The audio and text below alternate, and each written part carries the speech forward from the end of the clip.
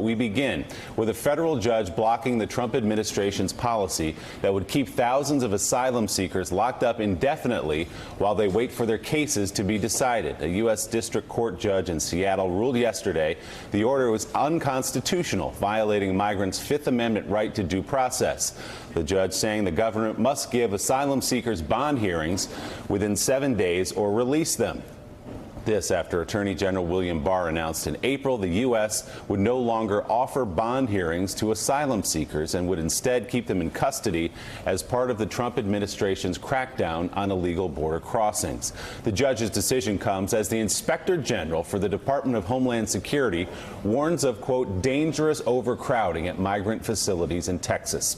These images come from a new report by government investigators who made unannounced inspections at 5 Border Patrol facilities and 2 ports of entries in the Rio Grande Valley region of Texas during the week of June 10th.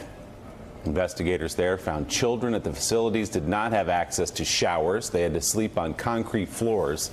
They also reported single adults being held in standing room only conditions for days, along with serious concerns about health risks. According to the report, senior managers at several facilities raised security concerns for their agents and for the detainees, one calling the situation a ticking time bomb. The acting DHS Inspector General wrote in the report, quote, we encourage the Department of Homeland Security to take immediate steps to alleviate dangerous overcrowding and prolonged detention of children and adults in the Rio Grande Valley. A group of congressional lawmakers visited a detention center for unaccompanied children in Homestead, Florida yesterday. Congresswoman Frederica Wilson, who led the delegation, vowed to stay there until she could see and speak to the young girls being held inside the facility. Another member of Congress said he was bothered by the lack of education available to the children. This marked the second straight day of lawmakers inspecting government facilities. On Monday, several members of Congress toured Border Patrol stations in Texas. Here's what some of them told MSNBC about that experience. As soon as they realized that we were Congress members, the tears were rolling down their faces as they talked about their conditions. They said that they had no idea when they were going to leave. They had been there over 50 days.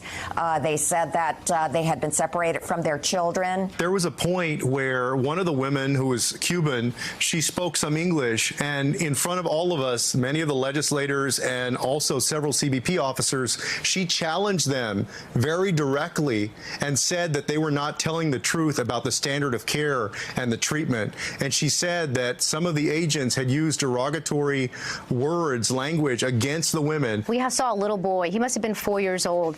They locked up the kids at Clint so that members of Congress could not talk to them. And so they locked these kids up. This little boy saw us. He ran up to the plexiglass, put his hands up as if he wanted to touch us. And you can tell by his mouth he was asking for his dad. It's just heartbreaking. So, Karine, those are members of Congress giving eyewitness accounts of what they saw. Nancy Pelosi, after hearing the Inspector General's report yesterday, said the report provides a shocking window into the dangerous and dehumanizing conditions the Trump administration is inflicting on children and families. She said the inhumanity at the border is a challenge to the conscience of America. Yeah, and it was been created by this administration. They have created this humanitarian crisis at the border. And this is the thing that I was thinking about the other day, which was the cruelty that we see from this administration, the cruelty of their policy. The cruelty is not a byproduct. The cruelty is actually the policy. And that is the thing that's devastating. And he's doing it in our name. Caging babies, caging kids, separating them from their families, all in our name. Young people have died. We just heard about a 30-year-old man who died this week. So I appreciate the Congress going down and bearing witness. I think that's incredibly important because they have the power, and clearly we're talking about it because they're down there. But they need to be doing more. They need to bring forth the heads of the DHS, HHS, Customs, ICE, and just bring them into a committee hearing and put it live on TV. Have them answer questions to the American people as to what is going on down there and what are they doing to fix it. And they need to be voting every day to condemn their activities at the southern border. And in fact, Eddie, there will be a hearing next week. Elijah Cummings has arranged for that to happen. happen for some, he's called for some high-level people to come through and sit with him. There are some people who watch Democrats talk about this and they think it's a political issue in some way. They'll say, well, of course AOC is going off, or whatever they want to say. But it's real hard to argue with the Inspector General of the Department of Homeland Security, who's not pushing an agenda or a perceived agenda.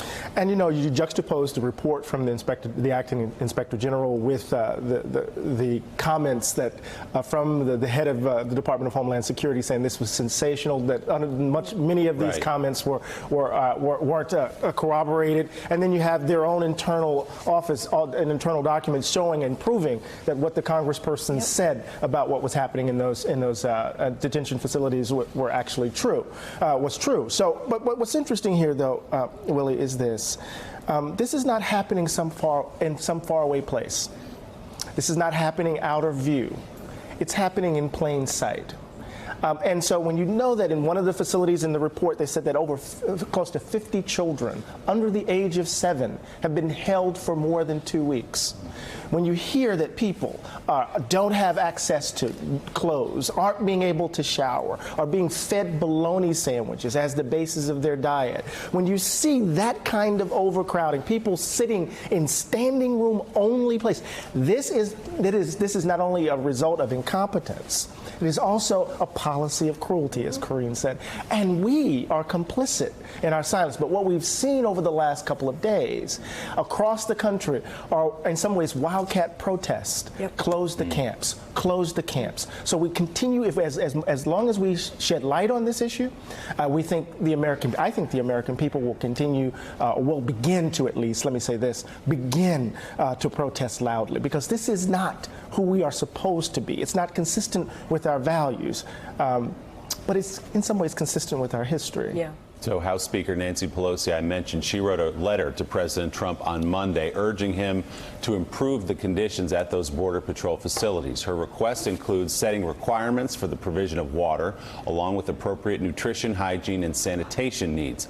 House Democrats also are demanding to hear from 2 top officials from the Department of Homeland Security, including acting DHS Secretary Kevin McAleenan. According to Politico, Democrats have also summoned Mark Morgan, the acting commissioner of Customs and Border Patrol, which has been consumed this week with another scandal, a Facebook group with thousands of current and former agents reportedly posting racist and sexist images of Democratic lawmakers and joking about the death of migrants. House Oversight Committee Chairman Elijah Cummings sent a letter to Facebook officials yesterday requesting all postings and comments, including images, videos, texts, and any deleted content from the group. And here is the chairman of the House Judiciary Committee, Jerry Nadler. All the people who are in those detention facilities are migrants. All are entitled to humanity, to decent treatment, to decent judicial adjudication, and not to be tortured or regarded as refuse. All the people in the administration who have done this, who have permitted it, are guilty of child abuse, which is a crime we ought to prosecute. So, Mike Allen, the visits this week by congressional Democrats put together with this story about the Facebook group reported to be Border Patrol agents, and put together now with the Inspector General's report from the Department of Homeland Security, have painted a very bleak picture. And literally, in some cases, we're seeing the photographs and the pictures from inside those cells. Does this change the conversation? Does this move the needle? Does this improve things? Because so far that kind of attention hasn't done much down at the border. No, Will, you make a great point that now that we're seeing the vivid images, now that we can picture it, now that it's has flesh and blood, makes such a difference. Until now, too much of it has been a Washington story. Too often it has been written about as a budget story or a statistical story. And now, starting with that stark photograph of the father and daughter who didn't make it across the Rio Grande, and now first hearing the tales from inside these facilities from the lawyers, now Congress people seeing it with their own eyes, that for sure makes a difference. And until now, both sides have been able to say it's the other side's fault. This is the moment that Americans will say, we don't want to hear about Washington gridlock. We don't want our kids eating bologna sandwiches and begging for their dad. And as I said, both the House Judiciary and Oversight Committees will come back next week after the 4th of July holiday with hearings about these detention facilities. It remains to be seen who will show up to testify. We'll come back to this story in just a bit. Thanks for checking out MSNBC on YouTube, and make sure you subscribe to stay up to date on the day's biggest stories. And you can click on any of the videos around us to watch more from Morning Joe and MSNBC. Thanks so much for watching.